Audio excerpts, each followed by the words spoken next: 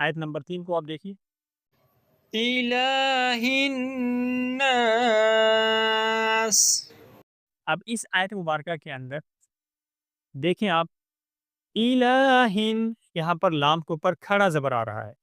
جس حرف کے اوپر بھی کھڑا زبر آئے گا اس حرف کو ہم نے 1 سے 2 الف کے برابر یعنی 1 سے 2 سیکنڈ کے برابر لمبا کر کے ہم نے پڑھنا ہے. ٹھیک ہے. اور اس کے بعد اب جو آگے ہا آ رہا ہے اس کو ہم نے موٹا پڑھنا ہے. باریک ہا پڑھیں گے تو ترجمہ تبدیل ہو جائے گا. ٹھیک ہے. ثواب کی بجائے گناہ کا باعث بنے گا. تو آپ نے موٹا ہا پڑھنا ہے. الہین سینے سے آپ نے آواز نکالنی ہے. ٹھیک ہے. ہین اب اور ہا کو ہم نے ملانا ہے نون کے ساتھ. ٹھیک ہے.